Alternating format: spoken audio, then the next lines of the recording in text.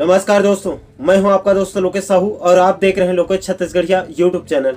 आप सभी साथियों का हमारे इस चैनल पर बहुत बहुत स्वागत है।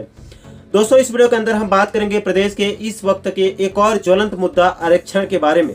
साथियों, आज आरक्षण को लेकर कई नई अपडेट सामने आए हैं, लेकिन मैं आपको इस आरक्षण के पूरे गणित और अब तक के घटनाक्रम को थोड़ा सा पीछे से लेकर बताना चाहता हूं, ताकि आपको पूरा मुद्दा अच्छे से समझ आ सके। तो देखिए दोस्तों, प्रदेश में 2012 से 50% से ज्यादा आरक्षण यानी कि 58% आरक्षण लागू था।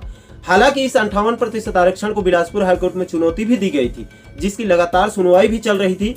लेकिन 19 सितंबर 2022 को बिलासपुर हाईकोर्ट ने इस पर पूर्ण विराम लगाते हुए राज्य में 58% आरक्षण को असंवैधानिक घोषित करते हुए सिरे से खारिज कर दिया और सिर्फ 50% आरक्षण को ही मान्य किया है, जिसके बाद पूरे राज्य में बवाल मचना शुरू हो गया और होना भी था, क्योंकि आरक्षण कोई छोटा मोटा मुद्दा नहीं है, बहुत बड़ा मसला है।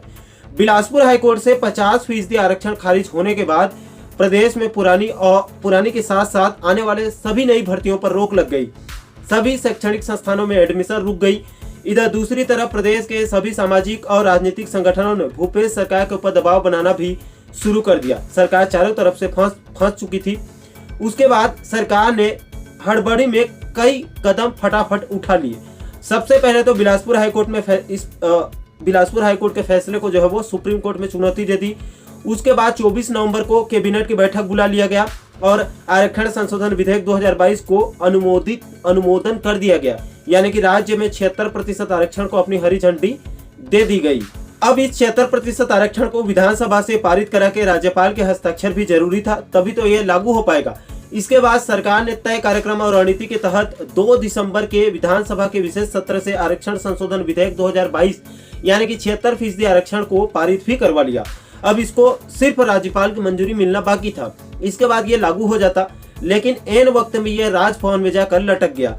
राज्यपाल अनुसुईया उइके जी ने इस 76% आरक्षण विधेयक पर अपना हस्ताक्षर नहीं किया और उन्होंने दो टूक कह दिया कि मैंने सिर्फ आदिवासियों के आरक्षण को बढ़ाने के लिए कहा था, लेकिन सरकार ने सभी वर्गों का आरक्षण बढ़ाकर सीधे 76% आरक्षण कर दिया।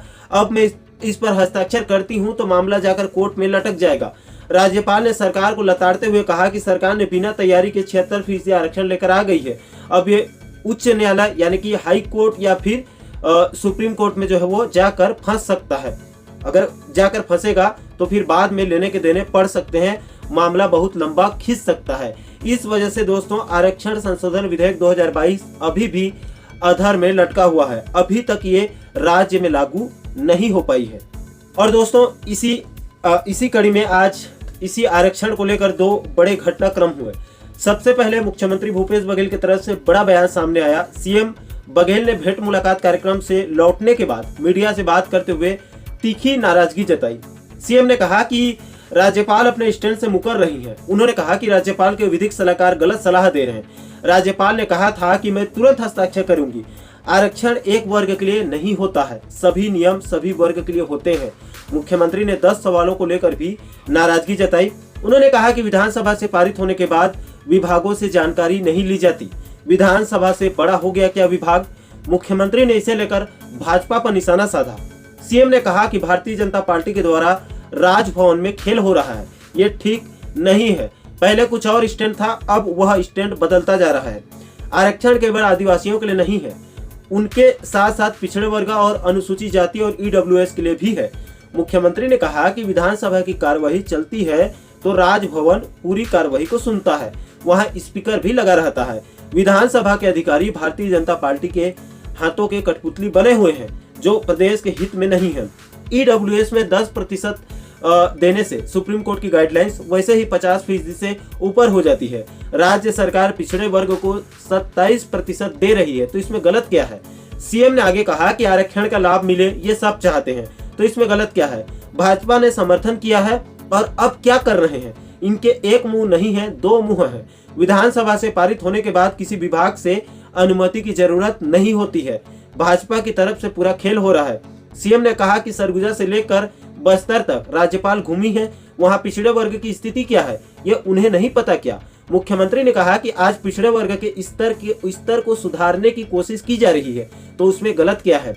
इसके बाद दोस्तों, आज इसी आरक्षण को लेकर दूसरी बड़ी घटनाक्रम सुप्रीम कोर्ट में हुआ। आज इसी आरक्षण मुद्दे पर सुप्रीम कोर्ट में सुनवाई भी होने वाली थी, लेकिन अब खबर मिल रही है उसके मुताबिक कि आज की सुनवाई टाल दी गई। अब सीधे 16 जनवरी 2023 को आरक्षण मुद्दे पर सुनवाई होगी।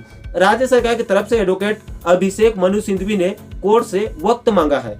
इससे पहले न्यायमूर्ति BR गवई के सामने आज सुनवाई हुई, जिसमें समाज के तरफ से सामाजिक कार्यकर्ता और वकील BK मनीष ने सुप्रीम कोर्ट में अर्जेंट हेयरिंग के लिए आवेदन किया।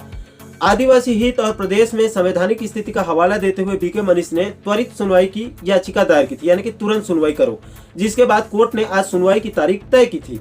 राज्य सरकार की तरफ से सीनियर वकील अभिषेक मनु सिंघवी नियुक्त किए गए थे। कोर्ट में आज सुनवाई हुई तो राज्य सरकार की तरफ से एडवोकेट अभिषेक मनु सिंघवी ने कहा कि आरक्षण को लेकर राज्य सरकार ने प्रावधान किया है, लेकिन बहस के लिए उन्हें थोड़ा सा समय चाहिए।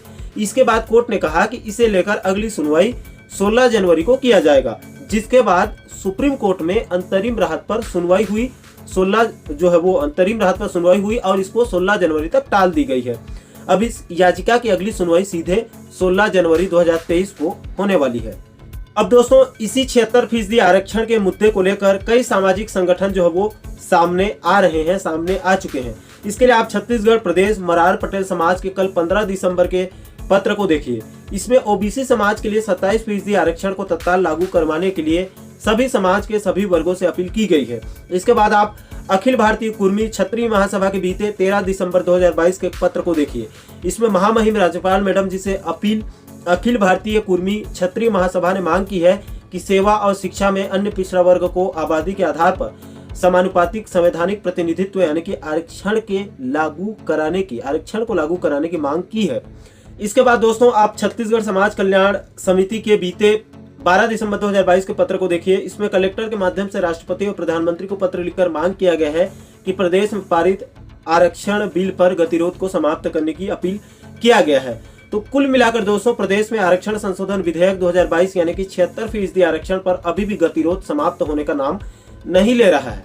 अभी भी प्रदेश में कोई भी आरक्षण नियम लागू नहीं है, कोई भी रोस्टर लागू नहीं है। और मैं ये कहूँ तो गलत नहीं होगा कि प्रदेश में आरक्षण अधर में लटका हुआ है और सरकार से लेकर विपक्ष सभी राजनीति चमकाने में लगे हुए हैं। मैं इस वीडियो के माध्यम से राज्य सरकार, क्योंकि सरकार को ही इसका समाधान निकालना है, इसीलिए राज्य सरकार को आरक्षण का जल्द से जल्द कोई सम्मानजनक रास्ता निकालना चाहिए और जिससे प्रदेश में रुकी हुई भर्तियों और शैक्षणिक संस्थानों में एडमिशन जो रुका हुआ है वो तत्काल शुरू हो सके, क्योंकि प्रदेश के युवाओं के भविष्य के साथ उनके परिवार की जिम्मेदारी और बरसों के मेहनत के साथ राजनीति खेलना कतई उचित नहीं है। इसलिए प्रदेश में जल्द से जल्द एक आरक्षण रोस्टर सरकार को लागू करना चाहिए और रुकी हुई भर्तियों को तत्काल शुरू करना चाहिए। इस आरक्षण का जो भी मसला है उसको सरकार को तत्काल इसका समाधान निकालना चाहिए।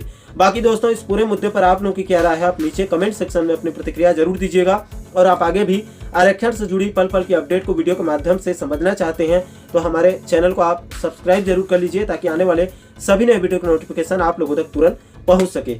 साथियों, अभी के लिए इतना ही। मुझे दीजिए इजाजत। मैं मिलता हूं आपसे एक और महत्वपूर्ण मुद्दे के साथ, महत्वपूर्ण टॉपिक के साथ। तब तक के लिए जय हिंद, जय छत्तीसगढ़।